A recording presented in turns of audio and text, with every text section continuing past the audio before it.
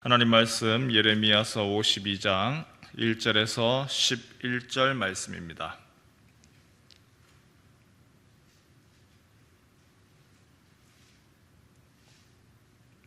예레미야서 52장 1절에서 11절입니다. 한 절씩 교독하겠습니다. 시드기야가 왕위에 오를 때에 나이가 21세라 예루살렘에서 11년 동안 다스리니라.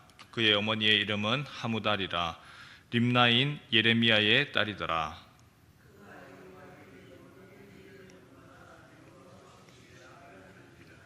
여호와께서 예루살렘과 유다에게 진노하심이 그들을 자기 앞에서 쫓아내시기까지 이르렀더라.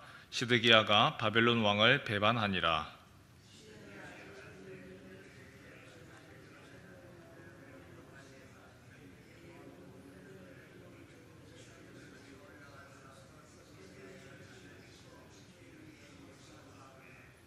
그 성이 시드기야 왕 제11년까지 포위되었더라.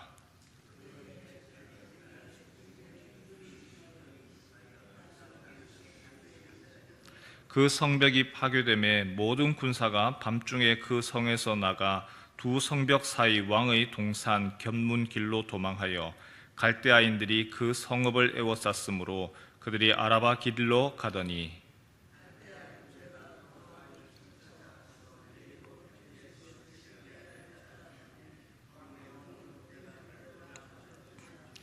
그들이 왕을 사로잡아 그를 하맛 땅 리블라에 있는 바벨론 왕에게로 끌고 가매 그가 시드기야를 신문하니라.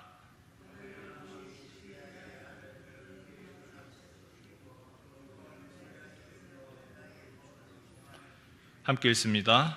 시드기야의 두 눈을 빼고 노사슬로 그를 결박하여 바벨론 왕이 그를 바벨론으로 끌고 가서 그가 죽는 날까지 오게 가두었더라. 아멘. 오늘 예레미야서 마지막 장입니다. 52장. 52장 앞부분까지 보면 바벨론에 대한 심판 이미 되어 있습니다. 그리고 내용적으로 보면 이미 모든 것이 다 끝났는데 예레미야서 52장이 한편으로 보면 덧붙여진 것 같습니다. 왜 그런가? 예레미야서 전체를 이야기를 하고 정리를 하기 위해서 그렇죠. 예레미야서 지금까지 어떤 말을 많이 했느냐? 예레미야가 했던 메시지가 있습니다. 바벨론에 대해 항복해라. 바벨론에게 항복해라.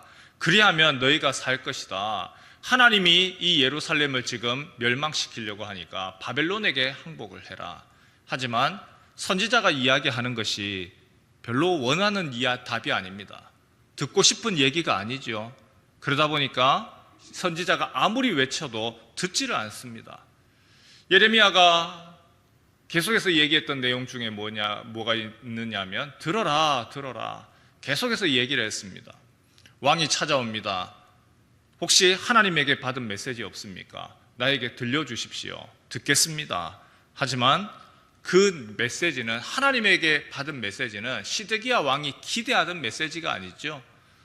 바벨론에게 항복하라고 합니다. 만약에 항복하지 아니하면 하나님이 당신에게 있어서 어려움을 당하게 할 겁니다.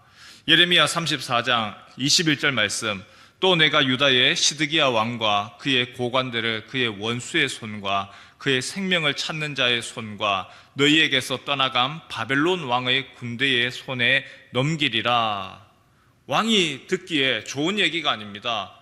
너 하나님이 이야기하는데 항복해라. 그렇지 아니하면 너의 두 눈을 뽑아버릴 것이고 원수에게서 너의 생명을 찾는 자의 손에서 너를 넘겨버릴 거다. 하지만 듣지를 않아요. 듣지 아니할 때에 오늘 결론이 나와 있지요. 시드기야의 모습 어떻게 되느냐, 예루살렘이 어떻게 되느냐. 우리 10절과 11절 말씀 같이 한번 읽겠습니다. 10절과 11절입니다. 시작.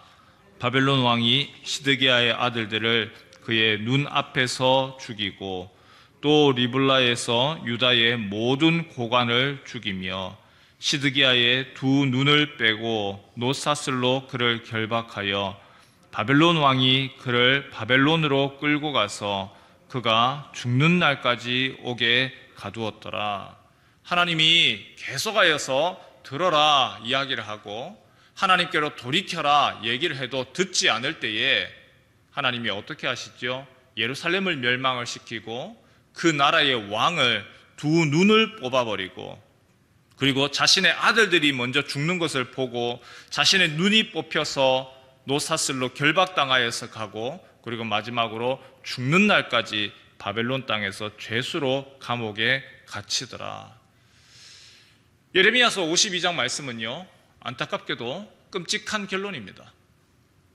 하나님이 멸망시킨다, 이렇게 하여라 저렇게 하여라 얘기를 해도 듣지 아니할 때에 하나님이 그 땅을 어떻게 하시느냐, 2절 말씀에 보니까 그가 여호야김의 모든 행위를 본받아 여호와 보시기에 악을 행한지라, 악한 일을 반복을 하고 하나님의 진노를 촉발하였기 때문에 하나님께서 그 나라와 그리고 그 왕을 비참하게 만들어 버릴 거다.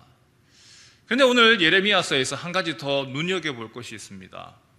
예레미야서의 마지막은요, 이러한 멸망, 비참함, 눈이 뽑히고 포로로 잡혀가고 이 내용으로 끝나는 것이 아니라는 거죠. 마지막에 한 가지 더 얘기하는 것이 있습니다. 제일 끝으로 한번 볼까요? 예레미야서 52장 마지막 31절에서 34절입니다. 31절에서 34절 말씀 같이 한번 읽겠습니다. 시작. 유다왕 여호야긴이 사로잡혀 간지 37년 곧 바벨론의 에윌무로닥 왕의 즉위 원년 12째 달 25째 날 그가 유다의 여호야긴 왕의 머리를 들어 주었고 감옥에서 풀어 주었더라. 그에게 친절하게 말하고 그의 자리를 그와 함께 바벨론에 있는 왕들의 자리보다 높이고 그 죄수의 의복을 갈아입혔고 그의 평생 동안 항상 왕의 앞에서 먹게 하였으며 그가 날마다 쓸 것을 바벨론의 왕에게서 받는 정량이 있었고 죽는 날까지 곧 종신토록 받았더라. 이 말씀하고 그 뒤로 한번 넘겨보시면 예레미야 애가입니다. 제일 마지막 예레미야서가 끝나는 지점은 무엇이냐면 한 왕의 죽음으로 끝나는 것이 아니라 잡혀갔던 왕이 풀려날 거다. 그리고 그 왕이 바벨론에 있는 왕들의 자리보다 높여질 거다. 그의 죄수의 의복을 벗어버리고 그리고 바벨론 왕에게서 모든 것들을 다시금 받아 누릴 거다. 무슨 이야기를 하느냐 하면 회복을 이야기를 합니다. 예레미야서 지금까지 계속해서 얘기했던 거, 너희가 돌아서라, 돌이켜라, 바벨론 왕에게 항복을 해라, 그렇게 해야 될 거다. 예레미야서의 내용 오늘 마지막에 보니까 그래서 그 말씀대로 하지 아니할 때에 예루살렘 성이 멸망당하고 시드기야 왕이 비참한 죽음을 당했습니다. 하지만 성경의 내용은 그런 비참한 죽음 너희가 안 될 거다라고 끝나는 것이 아니고 새로운 희망의 이야기로서 예레미야서가 맞춰집니다. 아무리 어려운 상황이 있다 할지라도 하나님은 포기하지 아니하신다. 너희의 하나님께서 다윗 왕조가 멸망된다고 할지라도 그 다윗의 왕조로부터 새로운 뿌리를 통하여서 새로운 싹이 나고 하나님의 일을 행해 나가실 것이다. 비록 다윗의 혈통적인 왕조는 끝난다 할지라도 그 혈통으로부터 나와 있는 바로 예수 그리스도께서 나오실 것이고 너희로 말미암아 새로운 일들을 행하실 것이다. 그래서 예레미야서에서 계속해서 얘기했던 거, 옛 언약이 아니라 이제 새 언약을 이루어 나갈 것이다. 할례, 육체의 할례가 아니라 마음의 할례를 행해라. 계속해서 비교하는 거 오늘 예레미야서 52장 마지막에도 마찬가지입니다. 마지막에서 얘기하는 거, 시드기야 왕은 비록 죽고 비참한 죽음을 맞는다 할지라도 하나님이 새로운 희망과 소망을 행해 나갈 것이다. 오늘 우리에게 주는 메시지가 있습니다. 오늘 우리의 삶이 참 팍팍하고 힘듭니다. 여러 많은 어려움이 있었지만 지금 우리가 겪고 있는 어려움도 만만치가 않지요. 그러다 보니까 우리의 입에서 나오는 것은 모든 것이 원망이고 불평이고 안 된다는 것이고 힘들다라고 하는 것들, 그러한 부정적인 얘기밖에 나오지 않지요. 그러나 하나님이 우리와 함께 하시기 때문에 안 된다, 이것은 불가능하다가 아니고 주님이 우리와 함께 하시기 때문에 새 일들을 행해 나가신다. 오늘 성경이 딱 보여주는 내용이 바로 그 내용이잖아요.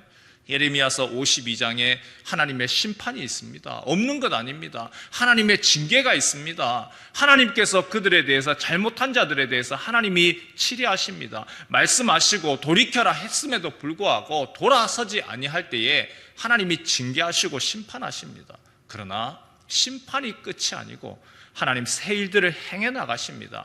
불가능한 일들을 일으켜 나가십니다. 모든 사람들이 안 된다고 하지만 그러나 그의 아들을 보내시고 그의 아들을 통하여서 다시금 하나님 나라를 이루어 나가십니다. 예루살렘보다 더 나은 하나님의 나라 새 예루살렘을 이루어 나가시고 하나님 나라를 이루어 나가시고 다윗 왕조보다 더 좋은, 더 아름다운 일들을 하나님 행해 나가십니다. 오늘 우리가 보아야 될 것이 바로 이 부분인 것 같아요. 오늘 우리의 현실을 자각을 하고 오늘 우리의 삶에 있어서 어려움을 우리가 바라보는 거 중요하지요.